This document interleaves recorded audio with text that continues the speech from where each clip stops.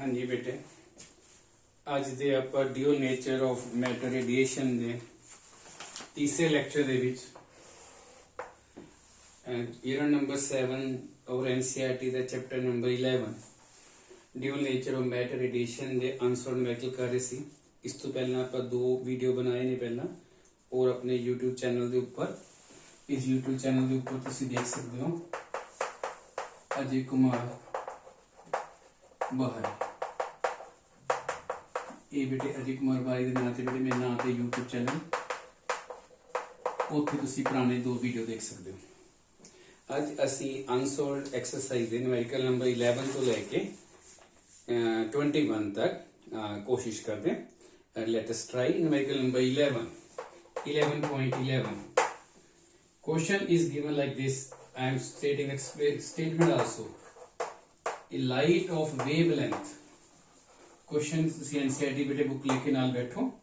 Light of wavelength 488 nanometre, nanometre means 10⁻⁹ metre, is produced by an argon laser. मैं statement बेटे बोल देना, which is used in the photoelectric effect. एक argon laser है, वो ये लाइट इस वेवलेंथ की लाइट प्रोड्यूस करता है, इस लाइट की वेवलेंथ प्रोड्यूस करता है। मैं एक बार दोबारा बेटे तो दोबारा बोलता हाँ।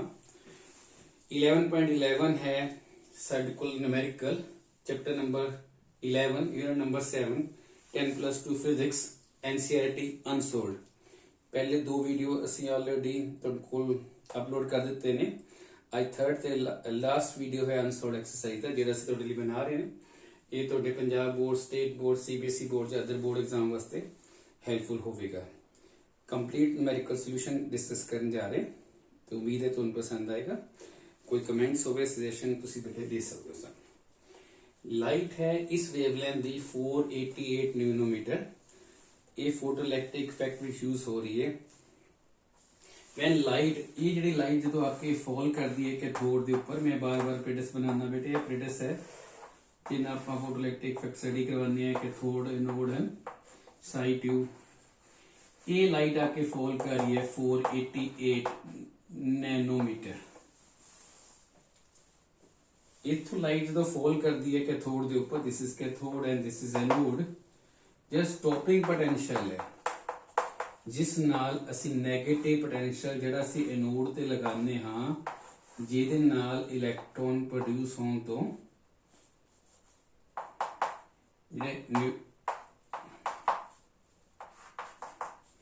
जिहड़ा नेगेटिव पोटेंशियल एनोड ते लगाया जाता है, जिहदे कारण इलैक्ट्रॉन स्टॉप हो जाते हैं, उस स्टॉपिंग पोटेंशियल जिहड़ी वैल्यू है इस न्यूमेरिकल गिवन है। Stopping potential is 0.38 volt. Question है इस कैथोड मेटल तो इलैक्ट्रॉन नू एमिट करने वास्ते जितनी minimum amount of energy required है, जिन्हों असी वर्क फंक्शन कहने हैं, वर्क फंक्शन उसनू कैलकुलेट करना है। तो this is very important and very easy question. तो work function let we call it as W। पिछले सारे दोनों वीडियो दे विच मैं तुहानूं आइंस्टीन फोटोइलेक्ट्रिक इफेक्ट दे बारे डिस्कस नाल कीता सी।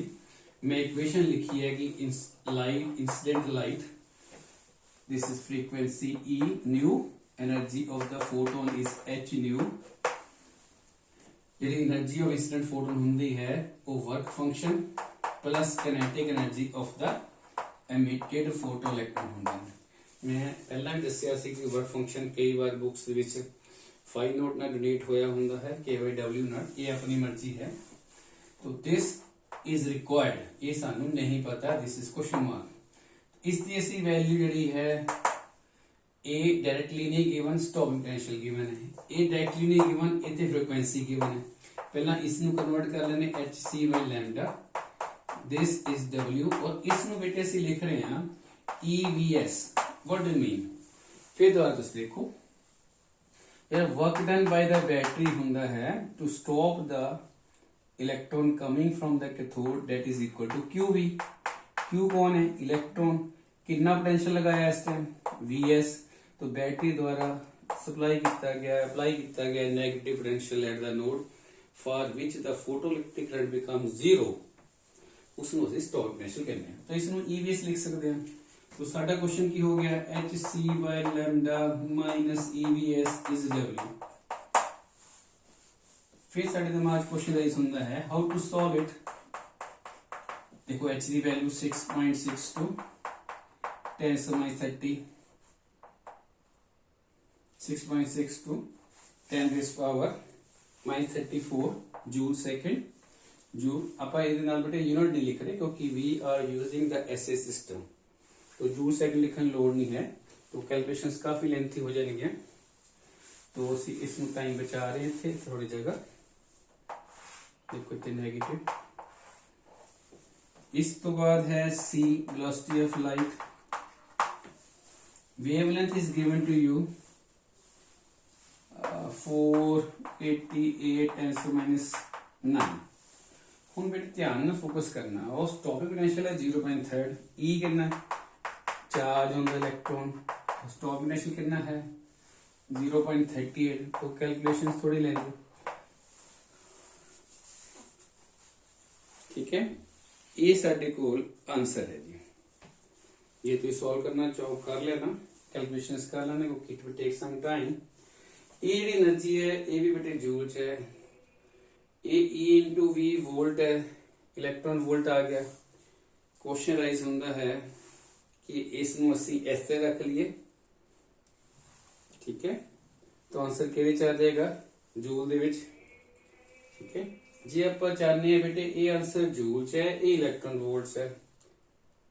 हुण ਜਾਂ ਤਾਂ मैं इस दे भी बेटे इलेक्ट्रॉन वोल्ट बना ला, ठीक है। तो वर्क फंक्शन का आंसर भी इलेक्ट्रॉन वोल्ट च आ जाएगा। ਜਾਂ इस इलेक्ट्रॉन वोल्ट ਦੇ जूल बना ला, किस तरह बना ਦਾਂਗਾ। एक इलेक्ट्रॉन वोल्ट ਵਿੱਚ ਕਿੰਨੇ जूल ਹੁੰਦੇ ਹਨ 1.6 10⁻19 जूल। ਤੇ ਜਾਂ ਤਾਂ ਇਸ ਨੂੰ ਮੈਂ ਮਲਟੀਪਲਾਈ ਕਰਦਾ, ठीक है। अगर असी इसनू डिवाइड कर लेंगे हाँ ये बन गया हुण सारा इलेक्ट्रॉन वोल्ट, ये भी बन गया electron volt.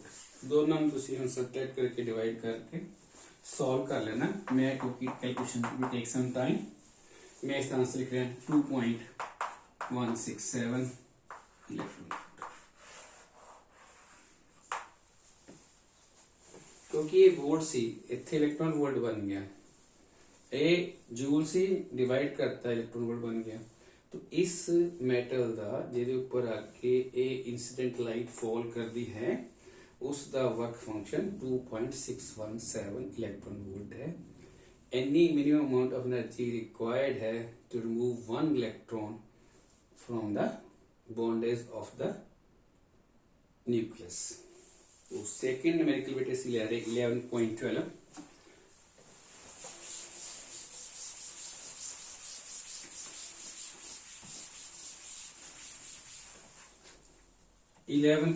is very easy, very simple numerical, very simple. Calculate momentum, and B part is de Broglie wavelength. When an electron is accelerated through a potential difference of 56 volt, एक electron ਨੂੰ cathode तो anode ਦੇ ਵਿਚਕਾਰ ਜਿਹੜਾ potential difference लगाया ਉਹ 56 volt है। This is cathode and this is anode. तो बेसिकली कहने का मतलब है कैथोड और एनोड ਦੇ ਵਿਚਕਾਰ ਜਿਹੜਾ ऑफ कोर्स है ਅਸੀਂ ट्यूब इस तरह पैक करनी है। ਅਸੀਂ ਹੁਣ न्यूमेरिकल ਵਿੱਚ बार-बार डायग्राम नहीं बना रहे, ठीक है। तो कैथोड तो जो इलेक्ट्रॉन निकलेंगे बेटे वो एनोड तक जाएंगे। कितना पोटेंशियल डिफरेंस बैटरी द्वारा लगाया गया है ये 56 वोल्ट। तो first part is we are discussing all the NCERT numerical. तो इसमें जल्दी जल्दी आप देख लेने बेटे। मोमेंटम होता है मास इनटू वेलोसिटी। इसे किस तरह निकालिए, ये किस तरह निकाल सकते हो वेलोसिटी कित्थों लेके आइए बेटे। ਇਹਦੇ ਵਾਸਤੇ ਆ ਦੇਖੋ ਕਨਸੈਪਟ बेटे, ਜਿਹੜੇ ਇਲੈਕਟ੍ਰੋਨ ਇਮਿਟ ਹੋ ਰਹੇ ਉਹ ਕੀ ਹੈ ਕਾਈਨੈਟਿਕ એનર્ਜੀ। उसनों कौन खिंच रहा है इलेक्ट्रॉन एनोड वाल, कौन एसिलेट कर रहा है इस टाइम एसिलेटिंग पोटेंशियल है, positive potential at the node. तो kinetic energy of the emitted electron is equal to work done by the battery. ਜਾਂ ਤਾਂ ਐਸਿलेट करने वास्ते जी नेगेटिव लगा देंगे तो स्टॉपिंग वाला स्टॉप पोटेंशियल बन जाएगा। एसलेटिक पोटेंशियल है ईवी नॉट। तो कहना मतलब कि ਅਸੀਂ अगर ये रिजल्ट यूज करिए half M V square is equal to E V या वी कह लो कला वी कह दो पॉजिटिव पोटेंशियल। तो इथों ਅਸੀਂ ਇਸ ਨੂੰ ਕੀ ਲਿਖ ਸਕਦੇ ਹਾਂ kinetic energy let it be written as E।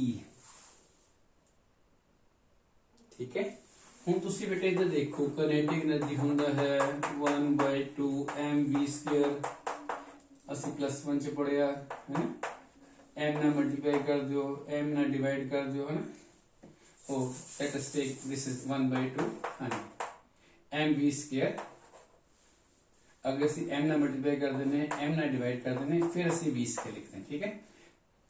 तो एक m ऑलरेडी सेगा तो साढ़े को बेटे किनेटिक एनर्जी का कुछ फॉर्मूला इस तरह बन रहा है m square v square over m this is p square by 2m। तो मोमेंटम बेटा सीधा इतना लिखा जाता है 2m into kinetic energy. Kinetic energy में केड़ा सिंबल पाया e इसका अपना आंसर की है ev। तो 2m into ev is equal to p square. तो p is equal to 2m ev। तो this is the simplest version. इस तरीके दे नाल ਅਸੀਂ ਸਭ ਦੀ ਵੈਲਿਊ ਬੇਟੇ ਪੁੱਟ ਕਰ ਸਕਦੇ ਹਾਂ। ਤੁਸੀਂ ਮੈਂ ਵੈਲਿਊ ਪੁੱਟ ਕਰਦਾ ਹਾਂ ਕੈਲਕੂਲੇਸ਼ਨ ਮੈਂ ਨਹੀਂ ਕਰ ਰਿਹਾ ਕਿਉਂਕਿ ਟਾਈਮ लगेगा। मास ऑफ द इलेक्ट्रॉन 9.1 है -31 है। इलेक्ट्रॉन ਦਾ ਚਾਰਜ ਜਿਹੜਾ ਹੁੰਦਾ 1.6 -19 ਹੁੰਦਾ है। तो छोटी मोटी जो माइनर मिस्टेक है उसको देख लेना वैसे तो नहीं है। और V इज 56 वोल्ट। इसमें ਅਸੀਂ सॉल्व कर देने मैं रेडीमेड आंसर लिख देना। एक चीज याद रखना कि जो मोमेंटम है पिछले मेडिकल च भी आया सी मास इनटू वेलोसिटी यूनिट की आएंगे किलोग्राम मीटर पर सेकंड। कितना पता लग देने momentum is mass into velocity. चाहे इसी पार्टिकल कांसेप्ट ना देख लिए चाहे ऑब्जेक्ट लेके देख लिए है ना किसी तरीके ना लिख लिए। तो इसका जो आंसर है वो मैं अप्रोक्सीमेट कर रहा हूं। दिस इज अप्रोक्सीमेशन क्योंकि कैलकुलेशन च माइनर मिस्टेक हो सकती है। आ फिगर होंगी है मैं पिछले न्यूमेरिकल च भी डिस्कस किया है वो generally all the student will get same if you are using it first one place decimal. हम किसी बच्चे का न्यूमेरिकल आंसर अप्रोक्सीमेटली 4.02 आ गया ना। तो generally the teachers in the CBSE और state board marks दोनों नहीं दे देते हैं। ठीक है तो आ डिजिट्स में थोड़ा ध्यान फोकस करना ये सेम रहना चाहिए है। तो उसी तरह बेटे दो सेकंड न्यूमेरिकल दा फर्स्ट पार्ट कर देता है। हुन आप बेटे दा सेकंड पार्ट कर रहे हैं momentum how to find momentum.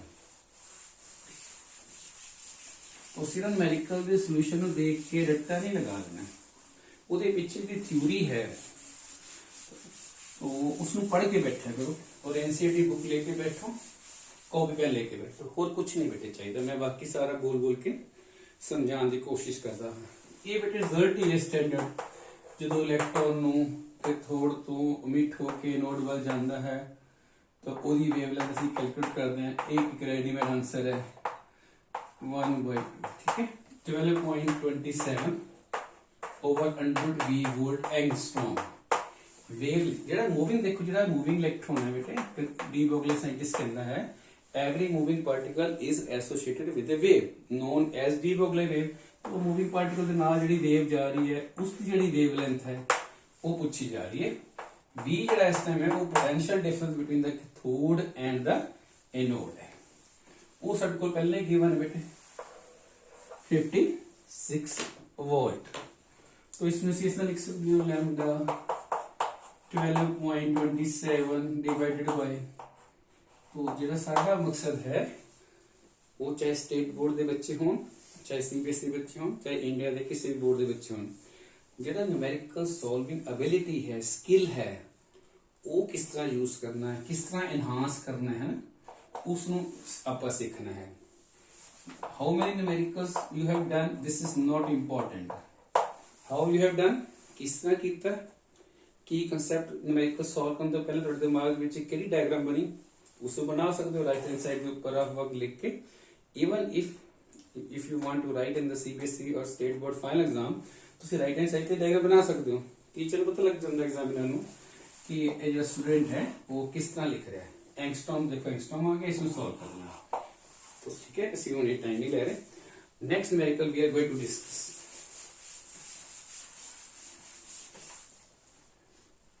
11.30। तो जिस तरह बच्चों में थोड़े ने वादा किया है, मेरी कोशिश होएगी एक इन्होंने 3 4 5 जिन्ने मैक्सिमम वीडियो बन सकन ਉਹਦੇ ਵਿੱਚ ਅਸੀਂ ਬਣਾ ਕੇ ਤੁਸੀਂ ਇਸ ਨੂੰ ਦੇਖ ਕੇ ਦੁਬਾਰਾ ਲਿਖੋ ਠੀਕ ਹੈ। ਸੋਲੂਸ਼ਨ ਬਹੁਤ ਸਾਰੀ ਬੁక్స్ ਵਿੱਚ ਹੈਗੇ ਨੇ। ਸੋਲੂਸ਼ਨਸ ਆਰ ਨਾਟ ਇੰਪੋਰਟੈਂਟ ਹਨ।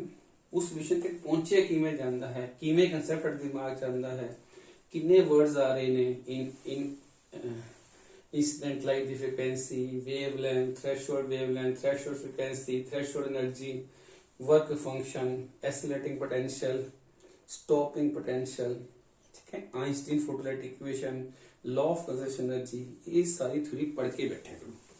तो 11.13 फिर दोबारा वही क्वेश्चन है, मोमेंटम निकालना है, ठीक है। तो सेकंड पार्ट फिर उस तरह ही है, स्पीड निकालना है। फिर थर्ड पार्ट है लैम्डा निकालना है। हुण उसने दिता है कि जिहड़ी काइनेटिक एनर्जी है, इस वाले kinetic energy of the emitted photo electron है, जो इलेक्ट्रॉन एमिट हो रहे हैं, जिसको ਅਸੀਂ 1/2 mv² कहते हैं, वो 120 वोल्ट इलेक्ट्रॉन वोल्ट देता आंसर, राइट।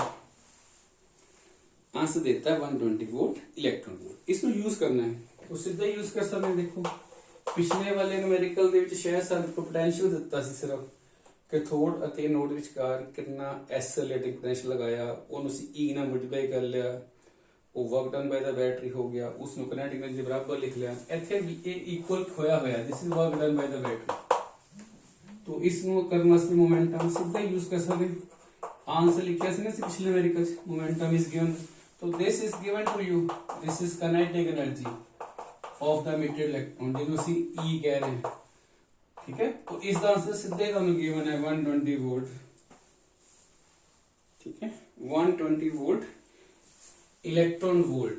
तो पहले जो एनर्जी है उसको ध्यान में बेटे फोकस करो।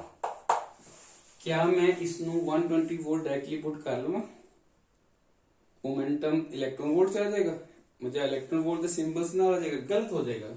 एनर्जी जिहड़ी है मैनू पहला ये जूल दे विच कन्वर्ट करनी पड़ेगी, ताकि मोमेंटम दा भी SI सिस्टम दे विच आंसर आ जाए। तो सानू हुण बार-बार पता लग गया है कि -19 है जूल होंदा है। ये साडे कोल एनर्जी आ गई। एनर्जी दी वैल्यू ए दे जैसे पुट कर लेंगे मोमेंटम दे फार्मूले, इज वेरी इजी क्वेश्चन। तो ये 1 मार्क दा MCQ बन जाएगा, है ना। अब M कौन है, कौन प्रोड्यूस होया कैथोड तो इलेक्ट्रॉन। तो अगले स्टेप दे विच बेटे आप इलेक्ट्रॉन का मास पुट कर देंगे। तो थोड़ी जी कैलकुलेशन पार्ट में बेटे थोड़े से छोड़ रहे हैं, क्योंकि ये दे विच फिर अपने वीडियो च ज्यादा टाइम लग जाना, तो कैलकुलेशंस करना अच्छी तरीके से। एक दो मेरी कुछ में करके दिखा रहा हूँ,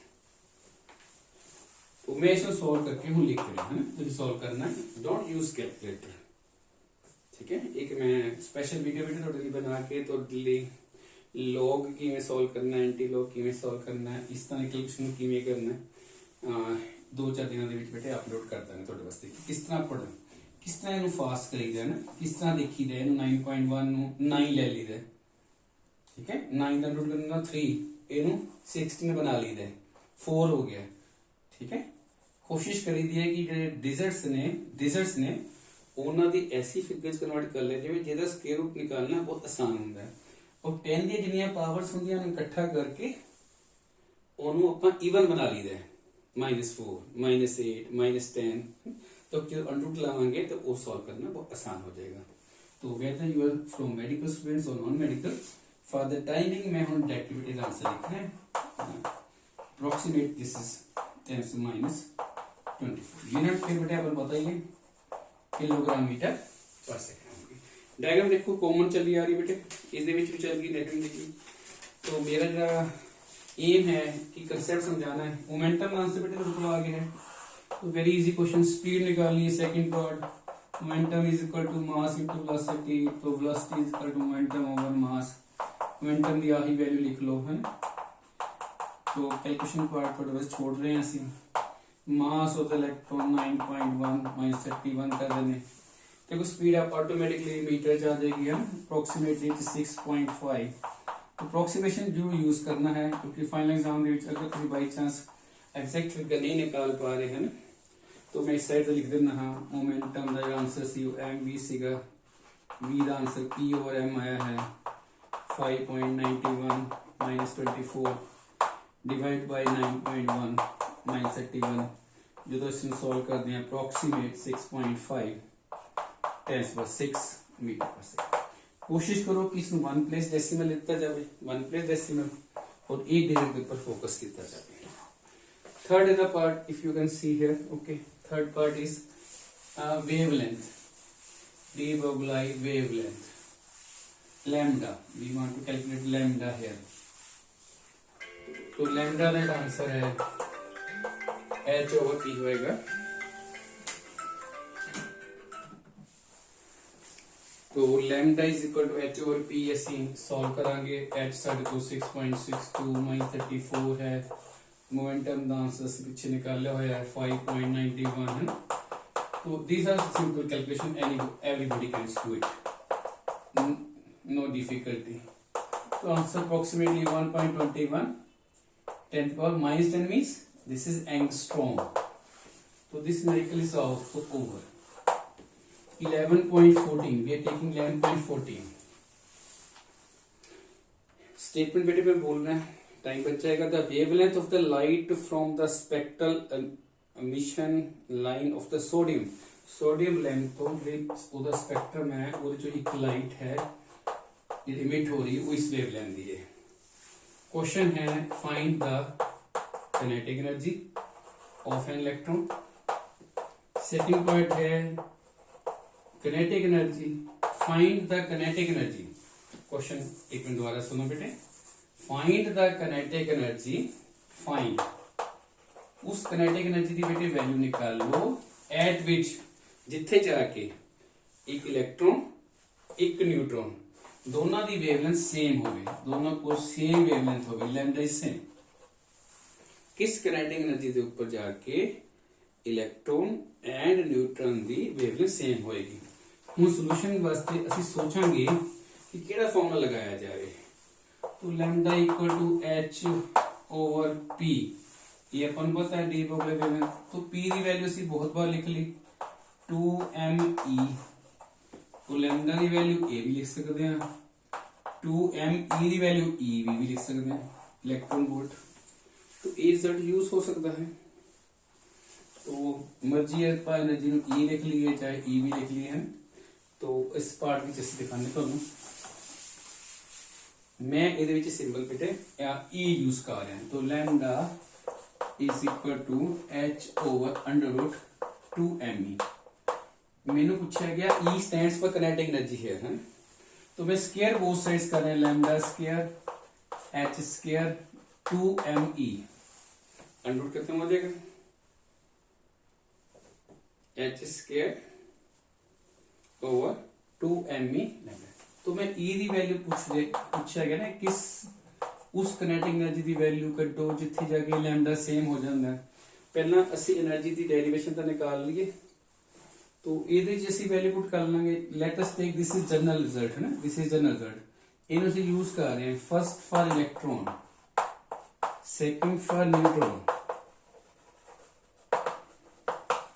इलेक्ट्रॉन वास्ते ਅਸੀਂ electron energy of for electron use कर लांगे H कॉमन रहेगा इथे मास ऑफ इलेक्ट्रॉन आ जाएगा लैम्डा स्क्वायर आ जाएगा इथे एनर्जी फॉर न्यूट्रॉन आ जाएगा H स्क्वायर आ जाएगा मास ऑफ न्यूट्रॉन आ जाएगा लैम्डा स्क्वायर आ जाएगा तो ध्यान ना फोकस किया जाए दोनों च लैम्डा सेम है and lambda is given to you 589 nanometre है H भी पता है दोनों पासे ऑलमोस्ट सेम है मास ऑफ इलेक्ट्रॉन तो आप इस साइड से दोबारा चल रहे लेफ्ट पार्ट नाउ तो ਅਸੀਂ ਪਹਿਲਾਂ ਬੇਟੇ ਇਲੈਕਟ੍ਰੋਨ ਦੀ એનર્ਜੀ ਨਿਕਾਲ ਲੈਣੇ E H ਦੀ ਵੈਲਿਊ ਬੇਟੇ ਯੂਜ਼ ਕਰਦੇ ਹਾਂ 6.62 -34 twice mass of electron -31 और lambda is given 589 नैनोमीटर -9 अगर सारे ਨੂੰ ਸੋਲਵ ਕਰਦੇ ਹਾਂ ਬੇਟੇ ਆਪਾਂ ਤੇ ਸਾਨੂੰ ਆਨਸਰ ਕੀ ਆਏਗਾ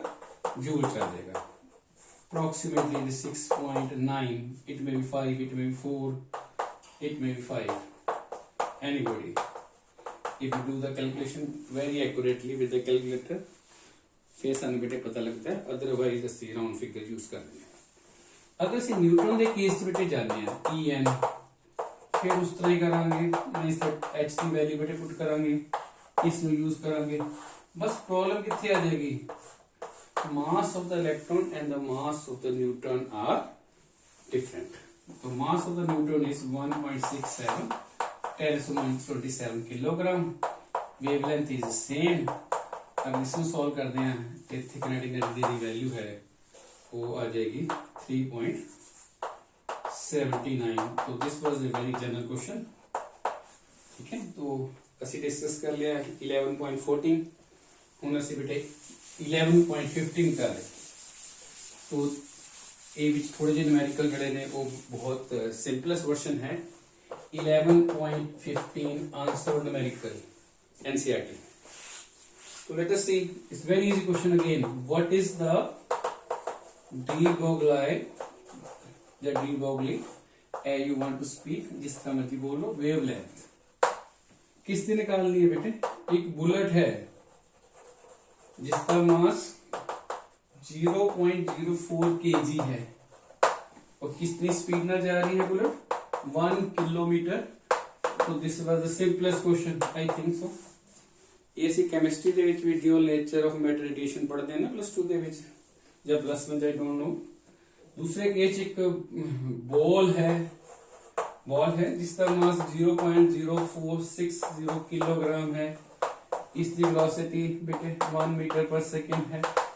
थर्ड केस दे विच एक डस्ट पार्टिकल है। तो this is the simplest question from this chapter. Mass है 1 -9 kg और ओदी स्पीड है वो 2.2 मीटर पर सेकंड। फोकस, पहला ही पॉइंट, शब्द ऐसे सिस्टम है नहीं है। फोकस करो, किलोग्राम किलोमीटर। पहले तो इसको बेटे कन्वर्ट करो 1 × 1000 मीटर पर सेकंड। 1 मीटर है okay, 1 metre per second metre है ओके। हूँ बेटे ध्यान देखना, सोल्यूशन दे केड़ा फॉर्मूला लगावांगे बेटे?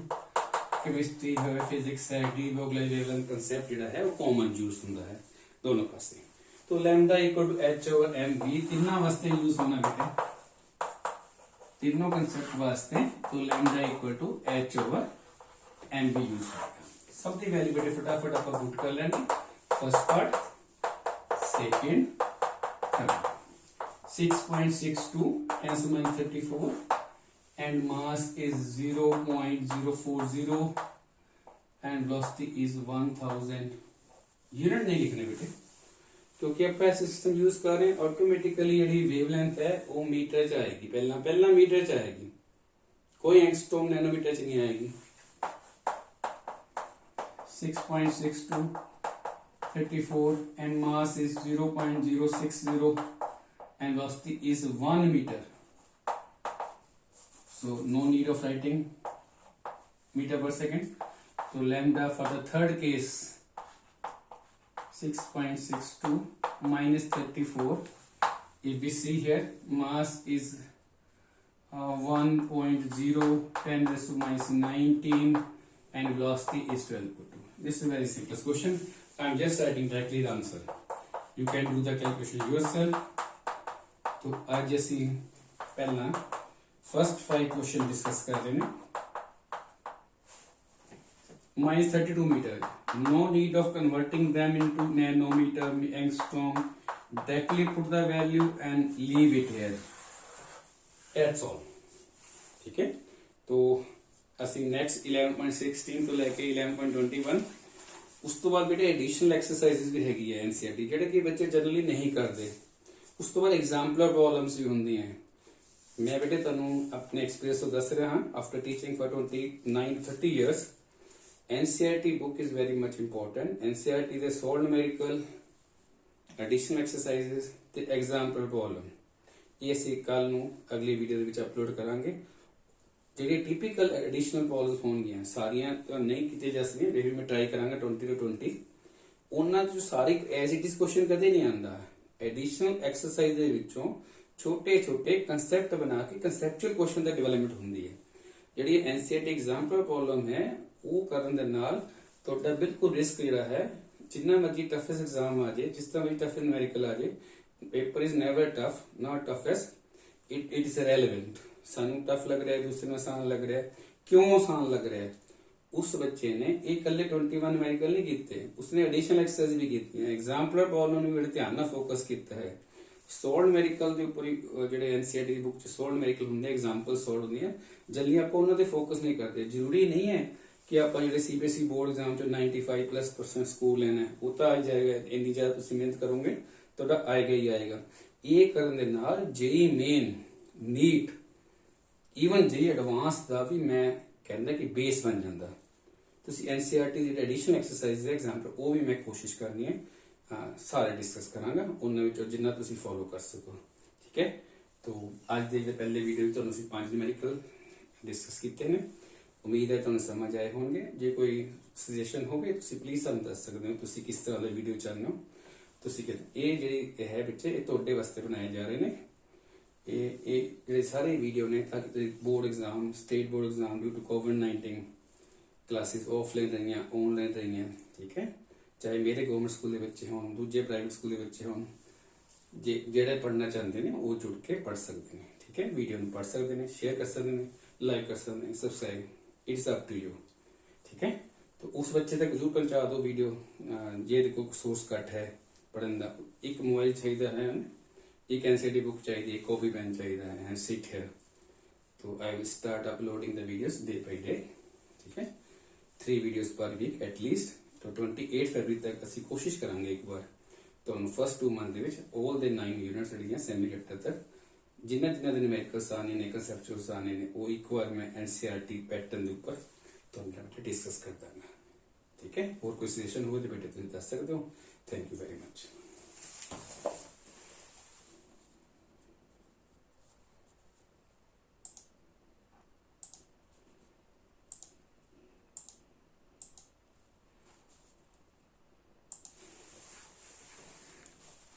हाँ जी बेटे, थैंक यू वेरी मच।